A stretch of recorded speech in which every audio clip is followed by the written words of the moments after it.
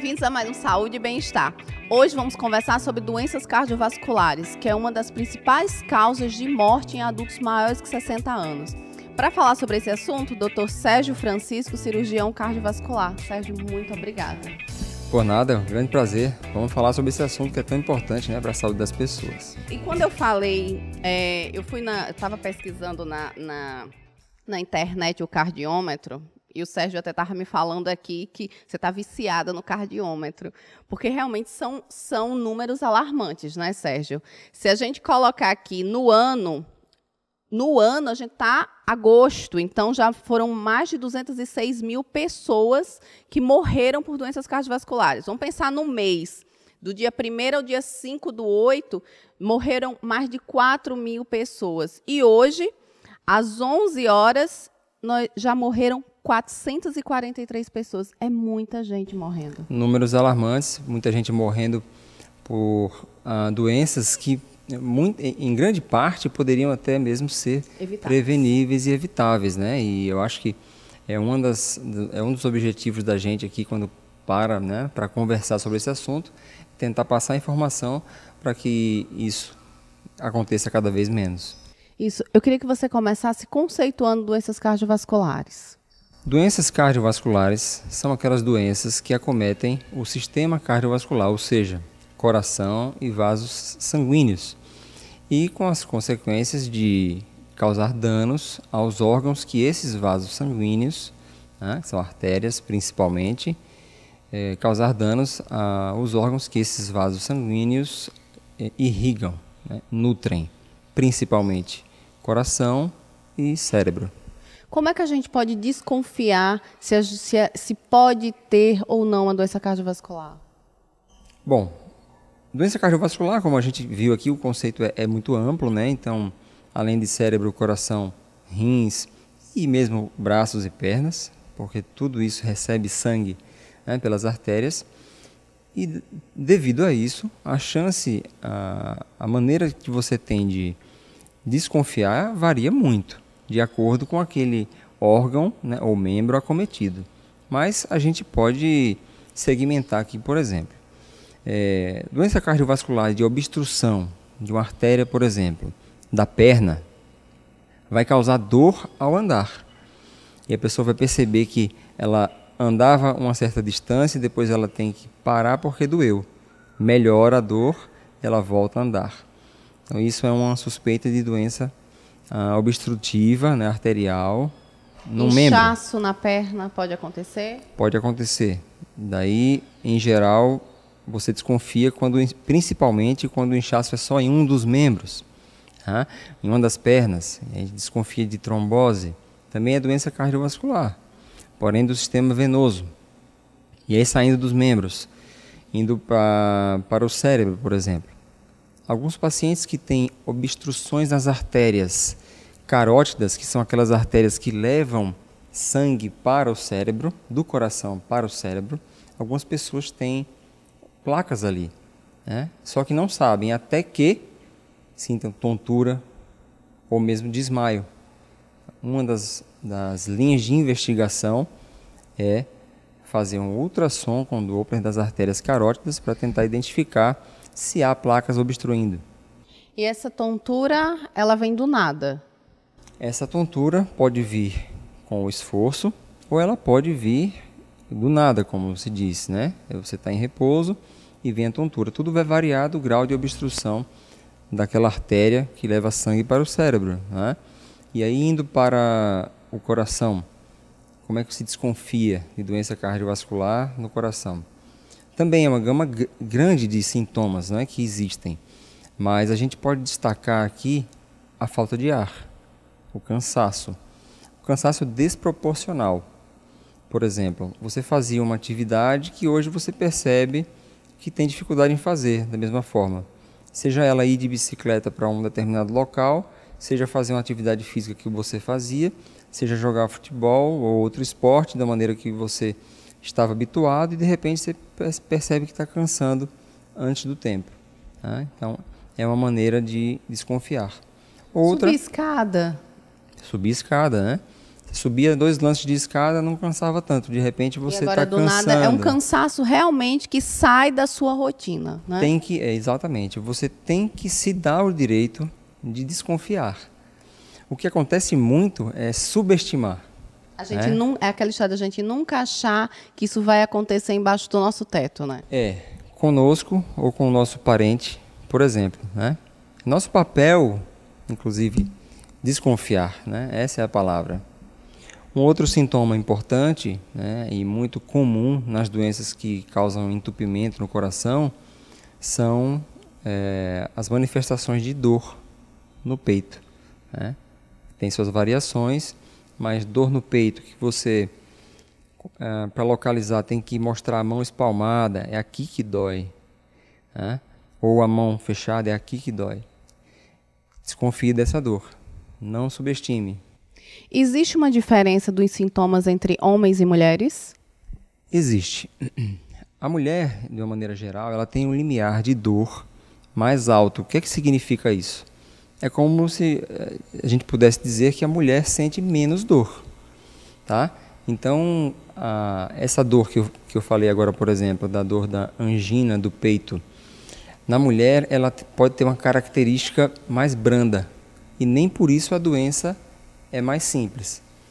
Essa é uma das principais diferenças entre o homem e a mulher com relação aos sintomas. Quando a gente fala nos sintomas, a gente sempre, dor na perna, a gente sempre fica achando que deve ser alguma coisa na coluna, não é? Hérnia de disco, que hoje está tá muito popular. Então, sempre pode estar achando que é uma coisa sempre menor do que realmente é. Como você bem falou, é sempre desconfiar. Pode ser uma doença cardiovascular. Com relação ao colesterol, quando a gente fala assim, colesterol alto dá tontura, esse colesterol alto que dá tontura já pode ser um início de algum entupimento de artéria? Primeira coisa é que realmente é muito comum existir essa associação, né, que os pacientes fazem entre colesterol alto e tontura. Mas essa relação não é necessariamente verdadeira.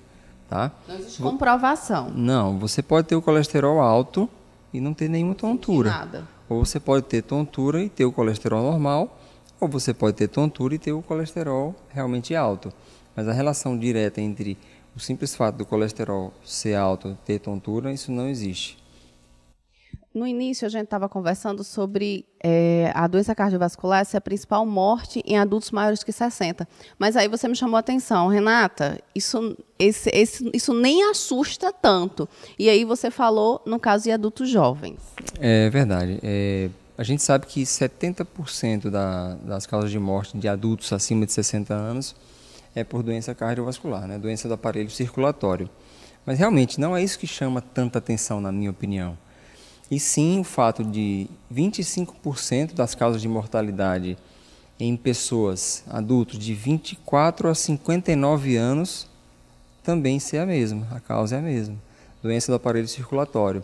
Então a gente tem hoje pessoas cada vez mais jovens sendo acometidos por doença do aparelho cardiovascular, inclusive infarto, né? A gente tem visto muito. E que no jovem, inclusive, tem um risco um pouco maior. E aí a gente vai pensar no grupo de risco, não é? De repente o obeso, o diabético. O grupo de risco, e eu diria também o comportamento de risco, né? Já que a gente sabe que os hábitos de vida, eles são determinantes para o aparecimento desse tipo de doença. Então o comportamento de risco é que ele é até mais importante, ou seja, a gente conhece o inimigo, a gente sabe que ele é danoso, ele é perigoso, mas a gente convive com ele como se fosse normal. O que é que eu estou falando? Fumo, alimentação inadequada, gordura, fritura, muita massa, falta de exercício físico regular, né, de maneira regular.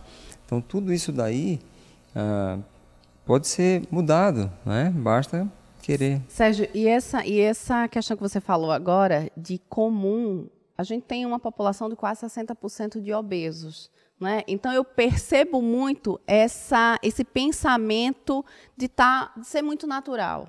Ah, você come errado, você não faz atividade física. Quando a gente fala em fumar, embora que diminuiu muito com as campanhas, mas ainda existem muitos fumantes, não é? E eu não estou falando só no fumante ativo. Existe também o risco do fumante passivo. Aquele que não tem nada a ver com a história, mas está recebendo toda a fumaça. Então, eu vejo esse pensamento natural, mas eu tô só gordinho. E a gente vê que o percentual de ocorrência de doenças cardiovasculares, diabetes, aumenta com o excesso de peso. Aumenta, com certeza, né? O fato de se tornar e se manter obeso aumenta em várias vezes a possibilidade de você desenvolver uma doença que poderá virar crônica, ou seja, que poderá acompanhar você até o fim da sua vida. Então, como é possível, na maioria dos casos, né, se perder peso, é sempre uma recomendação que deve ser dada. E isso não tem mágica, né? Você tem que ter um acompanhamento nutricional, você tem que fazer atividade física de maneira regular, né? E você tem que colocar na mente, né, na cabeça, de que isso é importante. E as pessoas que não são necessariamente obesas, mas têm aquela barriga um pouco grande, que é a obesidade abdominal, obesidade central ou abdominal, eles também estão em risco. É importante lembrar disso. É isso mesmo. Nós vamos para um intervalo, daqui a pouco a gente volta com mais um Saúde e Bem-Estar. Não saia daí.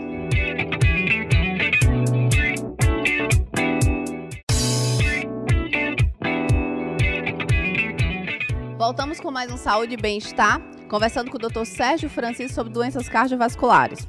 Sérgio, eu não sei se acontece muito com você, mas às vezes o paciente chega no consultório e eu pergunto exames. E ele diz assim, doutora, eu já fiz os meus exames, mas tudo normal. Olhei nas referências e tudo normal.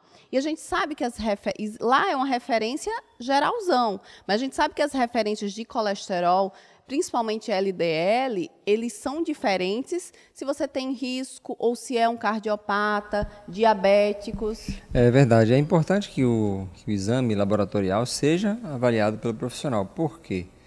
Porque não é aquele número que está ali nas referências do laboratório que deve guiar, né, a sua conduta, mas sim a avaliação que o profissional vai fazer de todos os seus fatores de risco.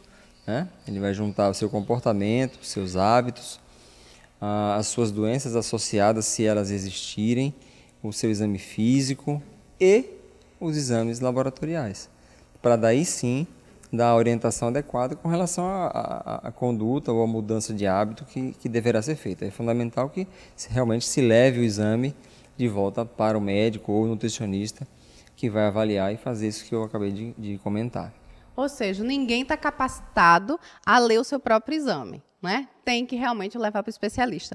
Como a gente estava falando que a alimentação é uma das causas que podem levar a uma doença cardiovascular e do descontrole da doença, eu conversei no Café com Especialista com a doutora Marilânia Barros, que é nutricionista.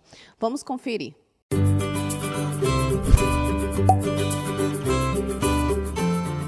Hoje o nosso Café com Especialista é com a doutora Marilânia Barros, nutricionista na área esportiva e estética. Marilânia, muito obrigada por ter aceito o nosso convite. Obrigada, Renata, a você pelo convite. Mari, não tem como falar sobre doenças cardiovasculares e não falar em mudança no estilo de vida. Vamos falar sobre alimentação. Quais são as características que uma pessoa deve ter, nós devemos ter, para evitar as doenças cardiovasculares? Para evitar, primeiro, a gente tem que evitar o consumo das gorduras saturadas, porque elas irão aumentar os riscos de desenvolver as doenças do coração.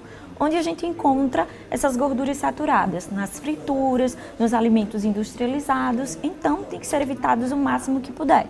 E para a gente melhorar, para prevenção, então a gente fracionar o máximo que a gente puder a alimentação, consumir frutas e verduras, porque são ricas em fibras, tem vitaminas e minerais, antioxidantes, que ajudam a aumentar a nossa imunidade, ajuda a combater os radicais livres, então isso dá uma saúde bem melhor cardiovasculares.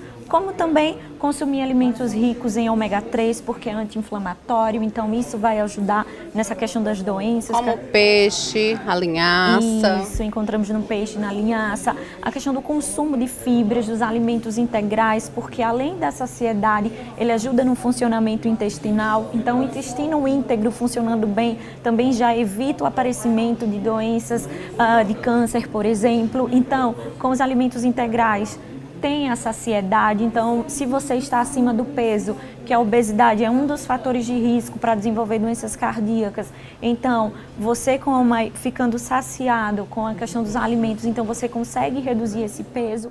Controlar peso. Isso, controla peso, controla alimentação e diminui os riscos, porque quanto maior, por exemplo, a circunferência abdominal, maior chances de riscos de desenvolver as doenças cardiovasculares. E lembrar, né, Mari, que esse cuidado com a alimentação deve ser feito desde criança. Então, hoje a gente vê que os adultos jovens, eles estão com acometimento de doenças cardiovasculares, infarto, hipertensão, muito mais jovens do que eram antigamente. A gente não ouvia falar um adulto de 30 e poucos anos, antes dos 40 anos, tendo um infarto. Então, isso é sinal que as crianças elas já estão crescendo se alimentando mal.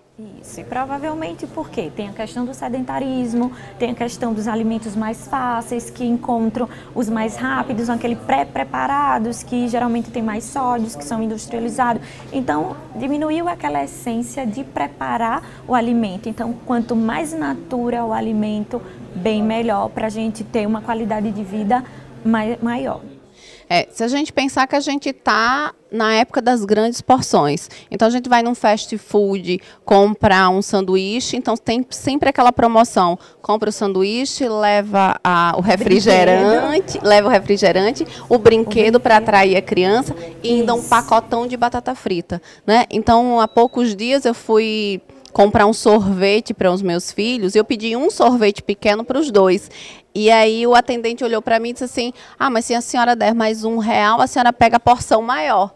Então, para a gente é atrativo por R$1, só a gente ter uma porção muito maior. Então, assim, eu disse, não, eu quero a menor porção. Então, são cuidados que a gente tem que ter, não só com o adulto, mas sempre com as crianças, isso, né? Não pensar só no lucro financeiro, que seria aí mais vantajoso, mas o lucro em relação da questão da alimentação. Da saúde. Consumindo maior, vai ter mais açúcar, vai ter mais sódio, mais gordura hidrogenada. Então, vamos pensar que o menos é mais, não é isso? E às vezes é um sorvete que tem a quantidade de gordura que você deveria estar comendo o dia todo. E é apenas um lanche, não é? Com relação ao vinho. Olha, o vinho, ele auxilia nessa questão, devido a ele conter os polifenóis, ele auxilia nessa questão do controle das doenças cardiovasculares. Porém, é controverso isso devido à quantidade do álcool.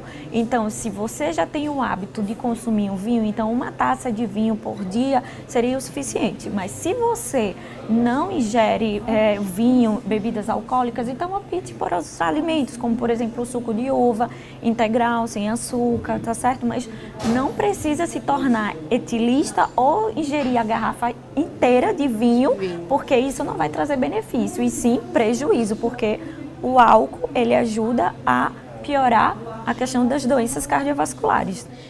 A gente não incentiva o consumo. Se já existe o consumo moderado, ele pode sim trazer benefícios, mas que a gente não chega o paciente no consultório e a gente prescreve um cálice de vinho por dia por causa dos benefícios com relação às doenças cardiovasculares, não é?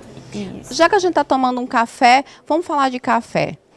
Café e hipertensão, porque quando o paciente chega no consultório, a primeira coisa que ele diz é, olha, doutora, já tirei o café. Eu queria que você comentasse um pouquinho sobre o café. Olha, o café consumido em doses habituais, 1 ou 2 xícaras ao dia, então não tem um efeito para aumentar a pressão arterial, porque os polifenóis que contém no café ajudam até a diminuir um pouco a questão da pressão arterial, mas isso não significa que quem não toma café passe a tomar ou que a gente vai tomar em quantidades exorbitantes. É manter o hábito de mais ou menos umas 2 xícaras no máximo, que ele pode trazer esses benefícios.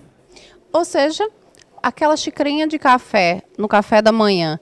E se quem não tem problema de sono, aquela xícara de café na hora do jantar. Uhum. E lembrando que tudo tem que ser individualizado, né? Analisando a necessidade do paciente e o paciente como um todo. Então, de uma forma geral, pensando só nas doenças cardiovasculares e na questão da pressão, o café, ele não é ponto negativo, tá? Então, a gente precisa analisar. É um mito dizer que o café pode alterar a pressão. Isso. Em doses mínimas, não. Não. Isso.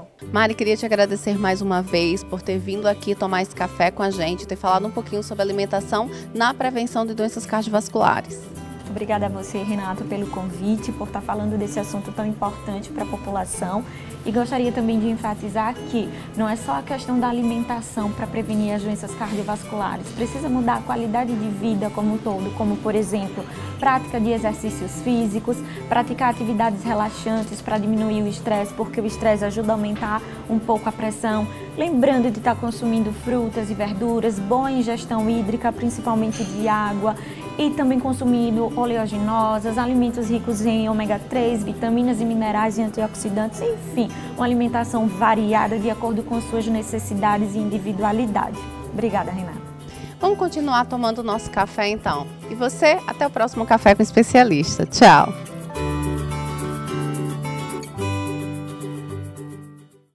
Muito bom o bate-papo com a Marilânia. Foi bom ela ter comentado sobre o vinho, porque as pessoas confundem muito essa questão do vinho.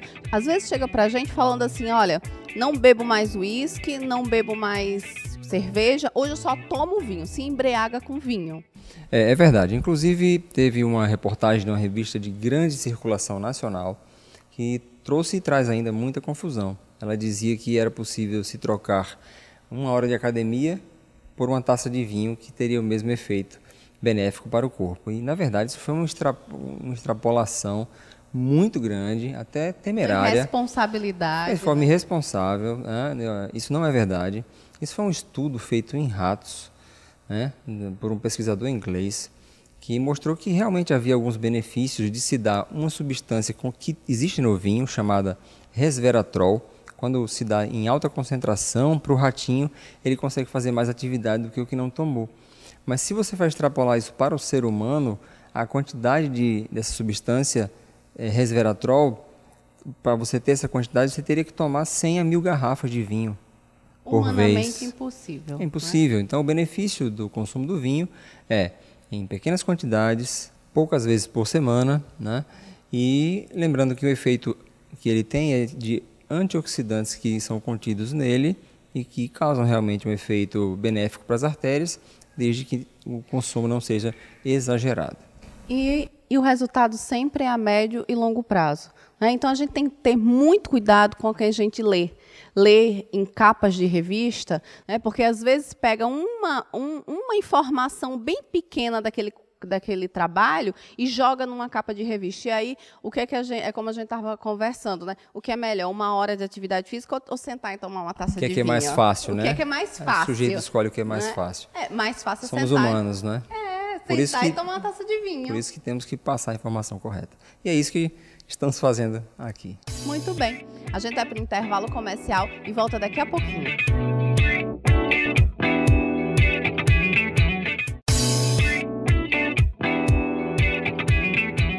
Voltamos com mais um Saúde e Bem-Estar, conversando com o Dr. Sérgio Francisco. Sérgio, a gente sempre fala sobre os serviços de referência na nossa região. Esta semana saiu uma matéria no jornal que diz que Arapiraca está entre os melhores centros de referência em cirurgia cardíaca. É verdade, foi uma informação resultante de uma compilação do Ministério da Saúde, onde são colocadas as taxas de mortalidade de cada serviço. E a taxa de mortalidade aqui no Serviço de Cirurgia Cardíaca de Arapiraca, que eu, enfim, com muito orgulho coordeno, ajudado por uma grande equipe, né, de enfermeiros, técnicos, médicos e a direção do hospital, além da ajuda dos gestores, né, públicos, municipal, estadual, o resultado do nosso serviço foi muito bom, comparável aos melhores serviços de São Paulo, por exemplo. Taxa de mortalidade muito baixa e já com 200 pacientes operados, deixa a gente muito feliz. mas sem ilusões, né? Com o pé no chão de que o serviço ele é diário e continua tendo que melhorar cada vez mais. Ou seja, a gente não precisa sair da nossa região para ter um bom prognóstico com relação à cirurgia cardíaca. Verdade, as cirurgias agendadas a gente consegue já fazer praticamente todas aqui, que a gente chama de eletivas, né? Cirurgias eletivas, a nossa resolutividade é muito grande. Nossa próxima luta agora é para obter o serviço público, né? Urgência e emergência, 24 horas por dia, 7 dias por semana, para pacientes que infartam. Estamos na luta aí junto aos órgãos públicos para tentar conseguir trazer isso para Arapiraca. E vamos torcer para que isso aconteça logo, não é? Agora vamos para o novo quadro do programa. E aí, doutor, onde as pessoas nas ruas fazem as perguntas para o nosso convidado. Vamos ver a nossa primeira pergunta. Doutor, é verdade que o coração dói e isso pode ser um problema de coração? E aí, doutor? Essa história de coração, doer ou não doer, é sempre uma pergunta clássica, né? É uma pergunta clássica e é importante que se saiba que o coração dói sim. Ele pode doer caso realmente exista uma doença de entupimento das artérias coronárias, não é? Então, aquela dor que tem a seguinte característica, a gente aponta para ela com a mão espalmada ou com a mão fechada no peito. A dor que corre ou pode correr para o queixo, para o braço em peso ou para as costas, essa dor não pode ser subestimada. Então, realmente, o coração pode doer. Quais são as dores que a gente desconfia que não sejam do coração? É aquela dor que você consegue apontar com a pontinha do dedo. É aquela dor que parece uma faquinha entrando, uma dor empontada, uma dor quando você respira fundo, ela dói um pouquinho.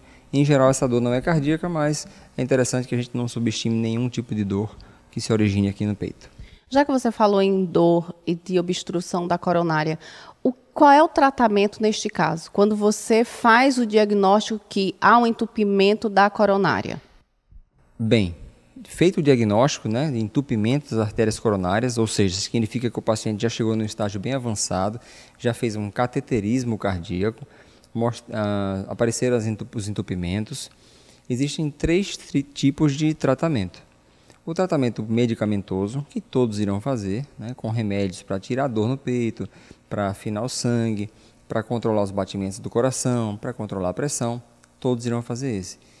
E em muitos casos é necessário algo mais, seja uma cirurgia de ponte de safena ou uma angioplastia com stent. Angioplastia com stent é ir lá pelo braço ou pela perna, colocar uma molinha dentro dessa artéria e desobstruir. A cirurgia de revascularização é aquela que você faz a incisão, a abertura no peito, coloca as pontes de safena, em geral é um enxerto que sai da perna, né, a safena, mas existem outros enxertos também, como a mamária, que sai do próprio tórax do paciente. A gente pega e coloca no coração, fecha o paciente e vai para a recuperação. O importante é saber que cada caso vai ter um resultado melhor para ele. É importante que essa discussão seja sempre feita com a família, com o cirurgião cardíaco e com o cardiologista do paciente e o hemodinamicista que fez o exame. Então, é uma discussão em equipe, é um assunto que deve ser trabalhado junto para que se escolha o melhor tratamento. Tratamento para o paciente. Muito bem. Primeira pergunta respondida, vamos para a nossa segunda pergunta.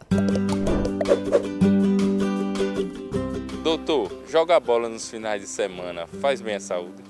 Ou seja, aquele futebolzinho que ele quis dizer deve ser aquele futebolzinho do final de semana, uma vez por semana, né? Imagino que a pergunta tenha sido essa de uma vez por semana. É importante saber que o único benefício desse tipo de atividade é o relaxamento, e que é perigoso. É muito comum que se aconteçam alguns problemas, até infarto mesmo, ou arritmias graves, em pacientes que não têm, em pessoas que não têm preparo físico adequado e fazem aquele joguinho uma vez por semana ou duas, aquele pique que vai dar atrás daquela bola que não pode deixar de pegar para o companheiro não reclamar, é a hora que o sangue deixa de circular no coração porque tem um entupimento e aí vem um problema mais sério. Portanto, a atividade física tem que ser regular, tem que ser no mínimo 4 vezes por semana e se quer praticar atividade dessa forma, esporadicamente, procure um médico para que ele faça uma avaliação sua. Lógico, né? E principalmente porque esse futebolzinho, se a gente for observar a galera do futebol, são pessoas que estão um pouco, às vezes sempre, né? Não vou nem falar às vezes, sempre estão um pouquinho acima do peso, porque depois sempre tem um churrasco e a cervejada, não é isso? Vamos ver a nossa terceira pergunta. Doutor, aquela barriguinha que é o charme dos homens, faz mal ao coração? E aí, doutor, e a barriguinha? Sem dúvida, a barriga aumentada é um fator de risco adicional para doenças cardiovasculares. E tanto é que existe um númerozinho mágico, né? Que você aí em casa mesmo pode pegar uma trena e fazer a medida ali ao nível do umbigo, né? Sem roupa. Se for mulher, essa medida da circunferência abdominal não deve passar de 88. Se passar, é um risco aumentado para ter doença cardiovascular. E já no homem, essa medida não deve passar de 102 centímetros, né? Ou seja, 1,02 centímetros. Sabidamente, os estudos comprovam que a gordura abdominal, então, não basta você se preocupar só se for obeso. Gordura abdominal é perigosa. Às vezes a gente tem um paciente com o IMC, que é o índice de massa corpórea, que já está caindo também esse índice. Eu mesma não uso mais o IMC na prática clínica, a não ser por grandes obesos. E a gente vê uma pessoa com, mas o meu peso está normal, mas tem uma barriguinha. E tem aquelas famosas barriguinhas mais durinhas, né, que tem uma quantidade maior de gordura visceral, ou seja, uma gordura pior para doenças cardiovasculares, e aquela barriguinha mais molinha. Mas, bem, barriga é barriga. Exatamente. Não é porque ela é durinha que está saudável, não. Se for grande, o risco já está aumentado. Isso. Vamos agora para a nossa próxima pergunta. Doutor, se alguém da minha família tem problema do coração, eu posso ter também? Nesse caso aí a gente está já falando na parte genética, né? É verdade, a herança genética é um dos fatores de risco que você não tem como mudar, né? Infelizmente. E é comprovado que se um parente em primeiro grau teve infarto, por exemplo, com menos de 55 anos, o risco para os seus descendentes é muito maior do que para uma pessoa que tem a mesma idade e cujo pai ou a mãe não teve problema algum antes de 55 anos. Sem dúvida, tem que fazer a investigação e as prevenções. Ou seja, a genética, ela sempre, ela às vezes não é o gatilho, não é? Mas ela sempre tem uma relevância grande com relação a doenças cardiovasculares, assim como outras, não é? Sempre tem, e vamos valorizar isso daí. Isso. Vamos ver a nossa última pergunta. Doutor, é verdade que levar choque de vez em quando faz bem para o coração? Bem, eu acho que ele quis dizer aquele choquezinho que a gente leva no chuveiro elétrico, de vez em quando no ferro de passar. E aí? De forma alguma. Nenhum benefício para o coração. E, aliás, eu posso imaginar que essa pergunta ela pode vir do fato de que se vê nas séries, nas novelas, nos filmes, aquele choque que se dá no paciente que está desacordado para ele voltar, né, na ressuscitação. Só para esclarecer, realmente aquilo é um choque elétrico, mas controlado, calculado pelo médico no aparelho, tá? E que só pode ser aplicado em pacientes com determinados tipos de parada cardíaca. Ainda tem essa, não são todas as paradas cardíacas. Então, existe um tipo que é a fibrilação ventricular, por exemplo, do ataque cardíaco, que quando você aplica esse choque, inclusive existem alguns dispositivos portáteis que são obrigatórios em locais públicos, que você coloca ele em cima do paciente que está desacordado e ele diz se o paciente tem que levar ou não o choque. E avisa, afastem-se. O aparelho avisa ou o médico avisa. Por que afastem-se? Porque só é bom para quem está com a parada cardíaca. Se fosse bom, ele dizia, todo mundo encosta. Para tomar um pouquinho do choque. Para todo mundo choque. tomar o choque. Mas não é. Então é importante que se acabe com essa ideia de que choquezinho é bom para o coração. Pelo contrário, pode causar algumas arritmias. Causar não. Precipitar o surgimento de algumas arritmias que alguém possa ter.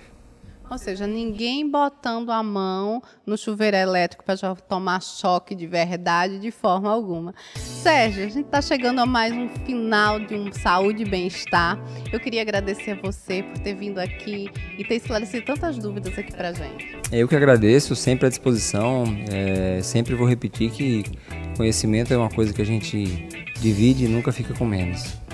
E para você, um maravilhoso sábado e muito obrigada por ter ficado aqui com a gente. Até o próximo. Tchau.